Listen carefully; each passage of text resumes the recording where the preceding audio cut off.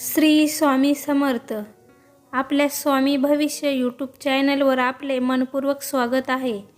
जर आपण चॅनलवर नवीन असाल तर कृपया चॅनल सबस्क्राईब करा आणि बेल आयकॉन प्रेस करा, जेणेकरून पुढील सर्व व्हिडिओच्या अपडेट्स तुम्हाला वेळेवर मिळतील.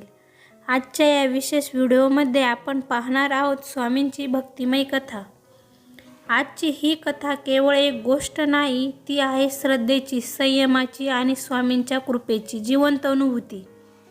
अक्कलकोटच्या जवळच एक लहानसं गाव होतं. त्या गावात शंकरराव नावाचा एक साधा, गरीब पण मनाने अत्यंत स्वच्छ भक्त राहत होता. शंकररावांकडे संपत्ती नव्हती, पण एकच श्रीमंती होती, स्वामी समर्थांवर अखंड श्रद्धा.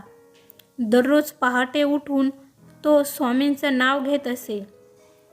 श्री स्वामी समर्थ, श्री स्वामी समर्थ. घरात अन्न कमी असे, पण नामस्मरण कधीच कमी नव्हतं. काळ मात्र फार कठीण होता. शंकररावांची पत्नी आजारी पडली. औषधांसाठी पैसे नव्हते. कामधंदा बंद झाला होता. लोक म्हणू लागले, इतकी भक्ती करून काय मिळालं? पण शंकरराव शांतपणे म्हणायचे, स्वामी माझी परीक्षा घेत आहेत. एक दिवस परिस्थिती अत्यंत बिकट झाली. घरात अन्नाचा कणही नव्हता. पत्नीचा ताप वाढतच चालला होता. त्या रात्री शंकरराव थेट अक्कलकोटच्या मंदिरात गेले. डोळ्यात अश्रू, हात जोडलेले आणि मनातून एकच आर्त हाक, स्वामी मी काही मागत नाही, पण माझी श्रद्धा खोटी ठरू देऊ नकोस.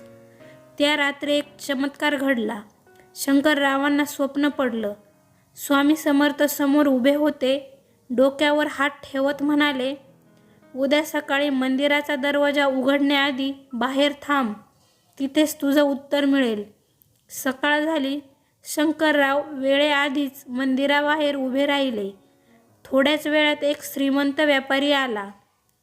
त्याच्या चेहऱ्यावर चिंता होती. त्यांनी शंकररावांकडे पाहिलं आणि म्हणाला, तू शंकरराव आहेस ना? स्वप्नात स्वामींनी तुझं नाव सांगितलं.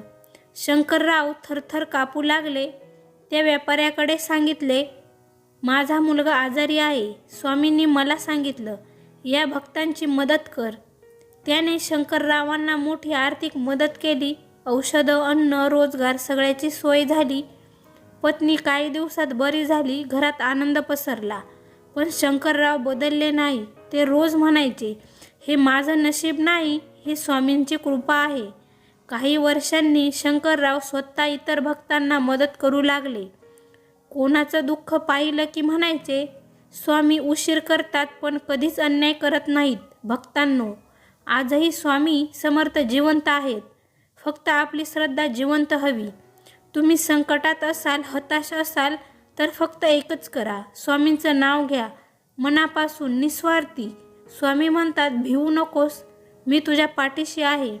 जर ही कथा तुमच्या मनाला भिडली असेल तर लाईक करा, शेअर करा आणि चॅनलला सबस्क्राईब करा. अशाच भक्तिमय ऐकण्यासाठी आमच्यासोबत रहा. श्री स्वामी समर्थ.